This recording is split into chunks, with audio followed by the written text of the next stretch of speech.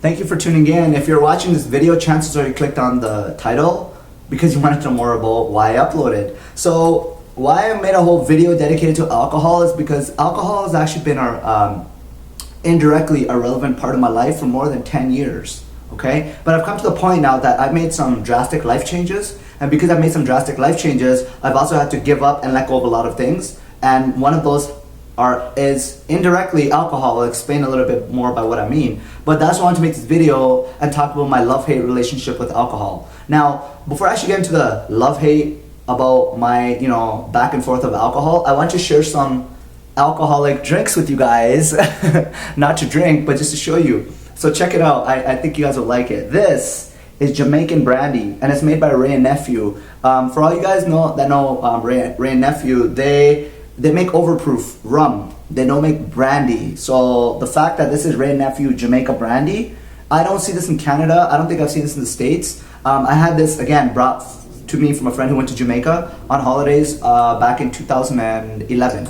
So I've had this since 2011. We're now going on 2017, so this is technically aging for 7 years. It's 40% alcohol and it's 200%. I have not opened it. Here's the lot and numbers just to validate that it is in fact from Jamaica. So I'm not trying to show you guys no counterfeit scam stuff. Now, the biggest, baddest thing I have when it comes to alcohol is this. Oh my gosh. Okay, check it out. You guys know Street Vybz? Do you guys know Street Vybz? Do you guys know Street Vybz? This is like my most prized possession when it comes to alcohol. These are not open. Okay, for anybody that doesn't know, I'll just give you a quick background story, but Vybz Kartel, he is like the biggest, baddest, greatest of all time dancehall artist ever, in my opinion. There's been this little Gully Gaza feud with, Mavado and Vybz Kartel, but in my opinion, I've heard both of them, I've listened to both of them, and I think Vybz Kartel is the greatest of them all. He also has the gangsterism behind his, gangsterism. So he has all the tattoos, he's inked up from, his arms, he has sleeves, he has everything. But he's in jail right now for murder because he apparently got in a feud with somebody. I'm not going to go into specifics, but he got caught with evidence red-handed that they had ground up somebody's body in a meat grinder, and that's why he's in jail right now. So prior to him going to jail, he was a Mr. Entrepreneur man who started his own business making Vybz Kartel Street Vybz liquor. So this one is overproof, which is I think 63% overproof. And this is Wicked White rum. And this one is red rum, and this is 40%.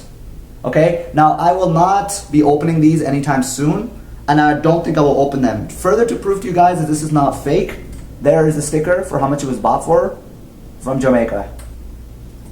This one don't have one, but it was bought for the same price. So after Vybz Kartel went to jail, they didn't want to promote liquor from a killer, as the media was putting it, so his factory got shut down. All the liquor bottles were either destroyed, broken, whatever the case might be, and whatever bottles were circulating in the market are all that's left. Now, I have seen other people with Street Vybz red rum and white rum, but they do not have the big bottles. They have the 350, which is the small Mickey size, which just has the brandy. Actually, the brandy's 200, what I showed you guys. They have the 375 Mickey. So I've had these bottles since I think 2009 or 2010, and I don't think I will open them, and I don't think I will probably ever drink them. The only time I would probably open and drink this is if Vybz Kartel got out. If he got out. I don't think so, because he's gonna be in there for a long time, especially with the politics in Jamaica, especially with his image and, why they want to kind of keep him confined in jail. Like he's still making music from jail. He's still in jail making music, doing this thing. I'm sure he gets his women. I'm sure he smokes his weed. I'm sure he drinks his liquor. They just don't want him patrolling on the streets, which is understandable because that's just how, whatever. There's politics behind that. But if and when he gets out, and if I still have these, then maybe, just maybe then, would I open this in commemoration of the greatest of all time, dancehall. Again, I love Vybz Kartel. I love his music, and I can't get enough of his music. I mean, it's all, the music doesn't promote a good culture, but at the same time, if you understand the culture he's from, then you absolutely will understand what culture he's promoting. So these are my prized possessions, and I want to share this with you guys and show you guys that, I was an avid collector of really good liqueurs. The rest of my spirits, given them away, drank them, or the case might be a long time ago. So that's where we are right now. Okay, I don't drink anymore. I stopped drinking as of January 2016. It was a personal choice. There was no health reasons for why I stopped drinking. I stopped drinking simply because I didn't want to drink anymore. 2016 was also the year that I gave up all my meat. I went vegetarian again, and just about 3 months ago, I went vegan. So I would not have been able to sustain a vegetarian or vegan lifestyle if I was still drinking. And that is my issue with alcohol, is I feel that anytime I reflect on me drinking alcohol, it has always ended off with me having regrets of some sort. And I know that's kind of funny to say, not every single experience, but for example, if I'm eating great, I'm eating healthy, I have self-control, and then Friday night comes and I go with the man's den, I go with the people, and I'm going and I'm drinking my juice, I'm drinking all night, I come home hammered. First of all, I miss my workout. Second of all, what's the first thing I want when I come home? Greasy pizza, greasy fries, greasy burgers, greasy nasty food, disgusting food that I would never eat in a sober state of mind. And I just got tired of always having regrets the next morning when it came to food. Same thing with hanging out with certain people. Like in a sober state of mind, I would never associate with certain type of people because I have nothing under the influence. But when I'm drinking alcohol, I become really nice, I become really talkative, I become really friendly. I mean, 10 times what I am now. And I tend to open up to people that I normally don't open up to. And that may or may not be in my best interest down the road. So I got tired of putting myself in those situations. I'm not a heavy drinker anyways. My tolerance for alcohol has always been very, very, very low. So I can drink maybe 2-3 beers, and after that, I start getting my head spinning. It's just not for me, It's for some people. Some people like they're saying, they say a lot of like Guyanese or like Trini people that they can drink a lot because it's in their blood, right? They like a lot of rum. Like me, not saying that I can drink a lot, but if I had to choose between vodka, rum, gin, tequila, brandy, I would take rum as my first choice. Well, obviously cognac, which is a finer version of like wine.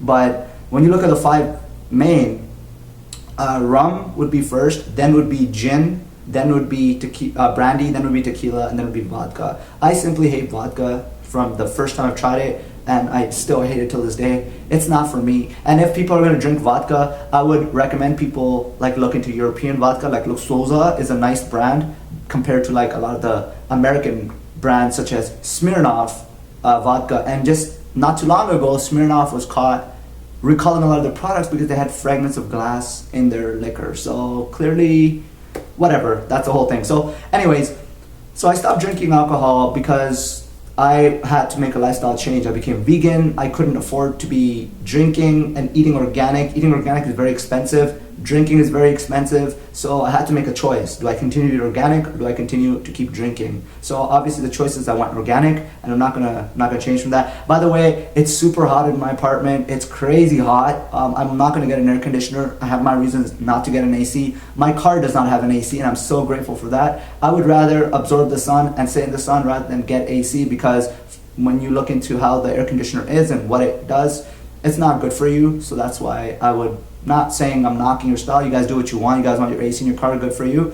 But on a personal level, if you see me sweating or you see me glistening and you're wondering why I'm sitting in this humid heat, because I just don't want an AC. I'm fine. I'll drink lots of water and I'll eat lots of fruits and I'm fine.